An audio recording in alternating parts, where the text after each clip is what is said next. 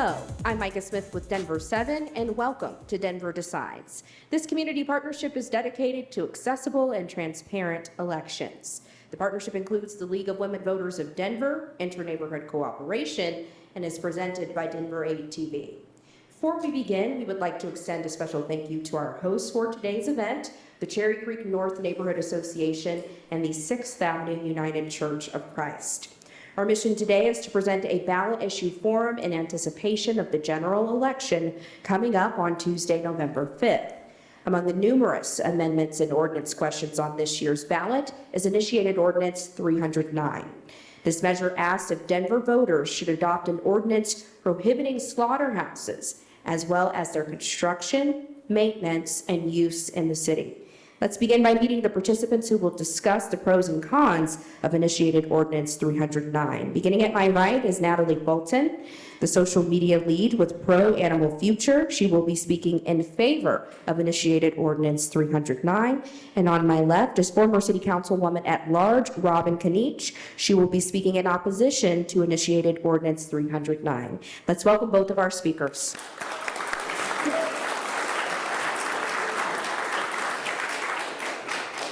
We will begin with 1-minute opening statements from both speakers. Ms. Fulton, you are up first, speaking for initiated Ordinance 309. Thank you. Most Americans are deeply uncomfortable with the way animals are treated on factory farms and industrial slaughterhouses. It offends our sense of compassion for animals that most people in Denver share. 309 gives voters a chance to move away from some of the worst forms of intensive animal farming by banning industrial slaughterhouses in city limits. Superior Farms, the only facility that would be impacted, is the picture of the worst way of treating animals. It's the largest industrial lamb slaughterhouse in the U.S., brutally killing 500,000 6-month-old lambs every single year. Former workers describe rampant animal abuse, and neighbors complain about the stench and severe pollution of the Platte River. Worst of all is the impact on the people who work there. Research shows slaughterhouse workers have 400% increases in depression, anxiety, and PTSD due to the unique psychological stress caused by killing animals all day. Okay.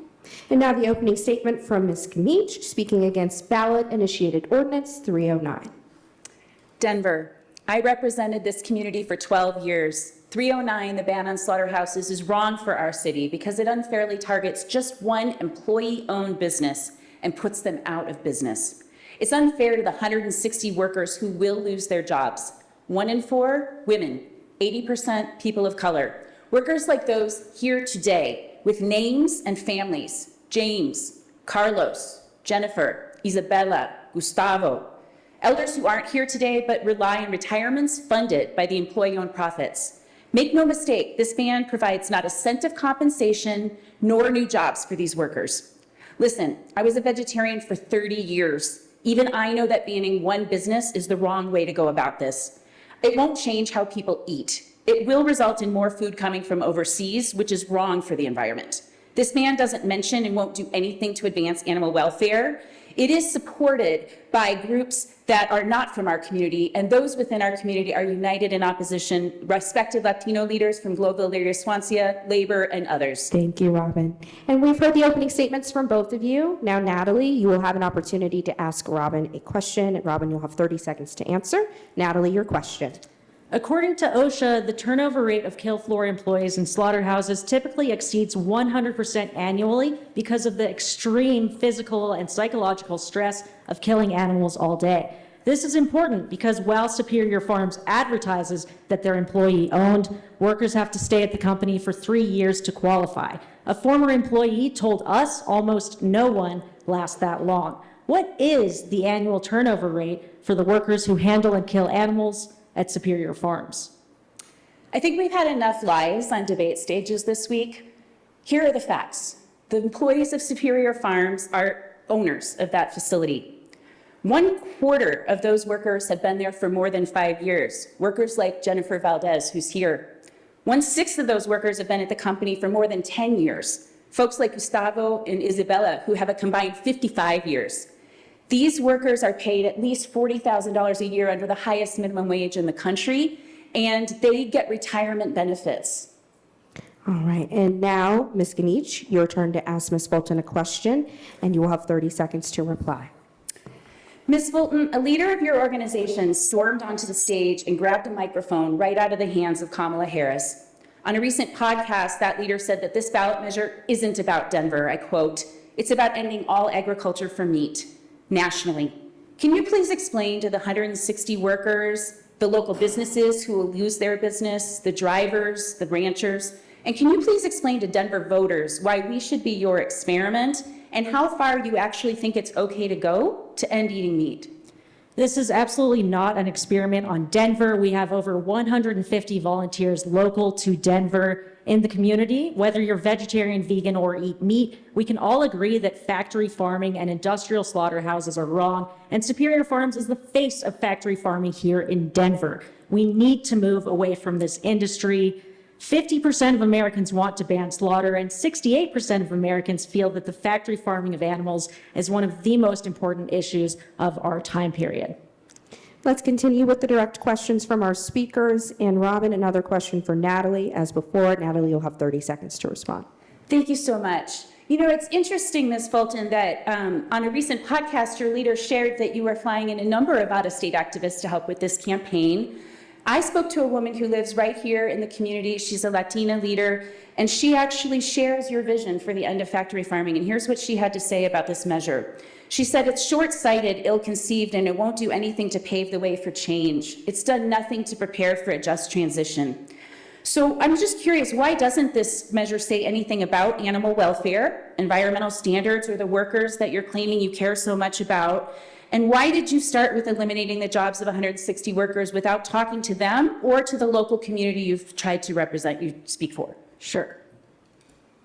This measure came from a coalition of people concerned with animal cruelty, along with residents of Globeville who are sick of the intense air and water pollution. Industrial slaughterhouses are known to prey on marginalized communities like Globeville, which is majority Hispanic, and part of the most polluted residential zip code in the entire country. 309 was developed with help from Candy Baca, who was the councilwoman representing Globeville at the time the measure was submitted. We've also worked with the GES Coalition to make sure we're considering their firsthand perspective. And now, Ms. Fulton, another question for Ms. Ganich. And Ms. Ganich, you will have 30 seconds for your response.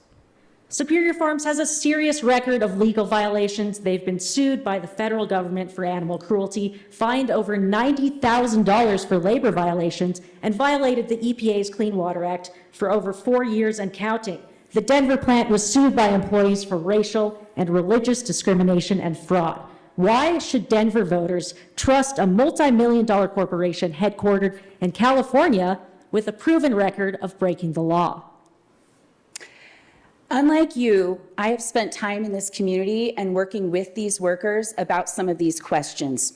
My parents worked in factory jobs, construction, and in factories, and those are also risky jobs.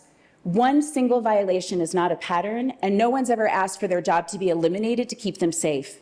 They did miss some paperwork filings, and I hope to be able to talk more about that, but the regulatory process is working. This plant has never put any waste into this river from its production. It has a sanitary sewer permit, and it's in full compliance. Thank you, Ms. Ganich. Our next few rounds will feature our speakers responding to questions submitted by our forum organizers. Each speaker will answer each question, and they will have 30 seconds to do so. Natalie Fulton, who is here speaking in support of initiated Ordinance 309, you will be first to answer this question. If slaughterhouses are outlawed in Denver, where will those workers who lose their jobs be able to find work without moving to a different county? We included a provision in our legislation to require the city of Denver to prioritize affected workers in their employment assistance program. This is a well-funded program with great opportunities for workers for better, safer jobs. We are confident they will be able to find better jobs than working in a slaughterhouse. Slaughterhouse workers have high rates of PTSD, depression, and substance abuse. No one wants to kill animals all day, and they shouldn't have to anymore. Okay. And now Robin Ganich is speaking against initiated Ordinance 309. Your response to that question. Yes. No one spoke with these workers about what they want. They can work with their company to improve their conditions, and they have a method for doing that as employee owners. The fact is that Denver's assistance programs provide no cash assistance. They provide no guaranteed replacement jobs. The proponents have blithely suggested they should all just go work in construction. A similar hard job, also with safety risks, but that's up to these workers. It's not for someone else to tell them where they should be. It's important that we work in community to really address challenges with the people who are impacted. And next question from our organizers for our guests. Robin, you'll respond first. You'll have 30 seconds. How will closing slaughterhouses in Denver make a positive impact on animal slaughter in general?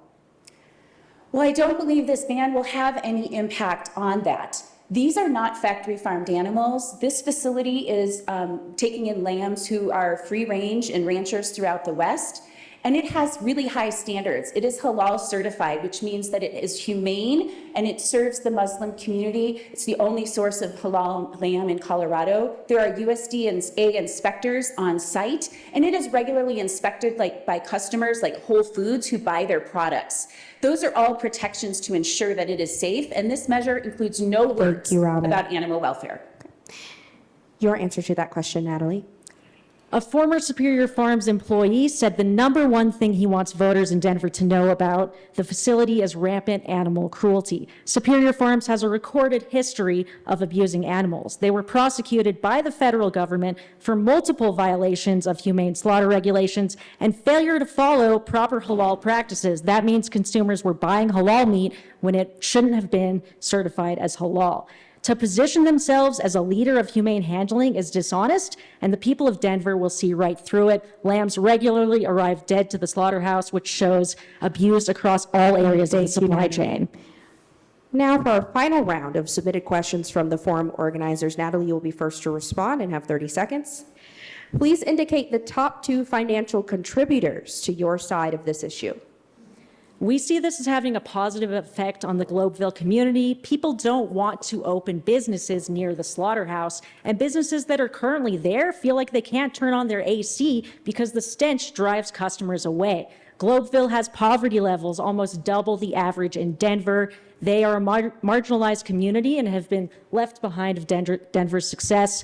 There are many successful businesses that could be run there. Slaughterhouses across the world have been turned into museums, breweries, and other businesses that will help the community and the neighborhood. So the question was to indicate the top 2 financial contributors to your side of the issue. Oh, my bad. Our top 2 contributors are a bunch of small donors, and I don't think there are top 2. It's more of a mix of a lot of grassroots activists and other people. Okay. Yep. Robin, Kanice, your answer to the question. Thanks. I'd like the extra time as well. Thank you. Unfortunately, we had another lie in this debate stage. The Searchlight system for campaign finance indicates only 2 contributors to this campaign. One is an out-of-state Bitcoin tycoon, and another is a single C4 dark money organization. Our campaign, a majority of the funding for our campaign has come from Colorado donors. It comes from a broad coalition which has included contributions from labor unions. It comes from sheep ranchers who are independent from throughout the West, including here in Colorado. It comes from business associations. It's come from more than 50 individuals who are small donors. And Robin, in the spirit of fairness, the top 2 financial contributors to your side of the issue. I don't have those exact names. I gave you the best data that I have available, which is this broad coalition, ranchers, livestock associations, and others. I don't have the names of those individuals. Okay. But I will ask folks if they want to check out the public finance reporting we've done on the Denver Searchlight system, as well as to go to Stop the Ban for all the Thank you, Robin. endorsers. Thank you. Thank you. All right, well, that does it for our questions. And now on behalf of the forum organizers, we would like to thank both of you for your participation in this forum.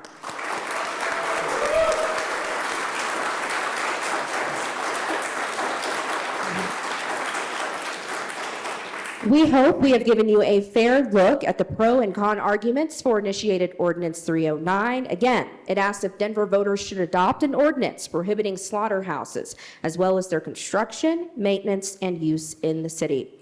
Our thanks also to the Denver Decides partners, which include the Inter-Neighborhood Cooperation and the League of Women Voters of Denver. Denver Decides is presented by Denver 8 TV. We would like to extend a special thank you to our hosts for today's event, the Cherry Creek North Neighborhood Association and the 6th Avenue United Church of Christ. Remember, the election is Tuesday, November 5th. Let your voice be heard, be sure you are registered, and be sure to vote. For complete election information online, go to denverdecides.org. I'm Micah Smith with Denver 7. Thanks for joining us.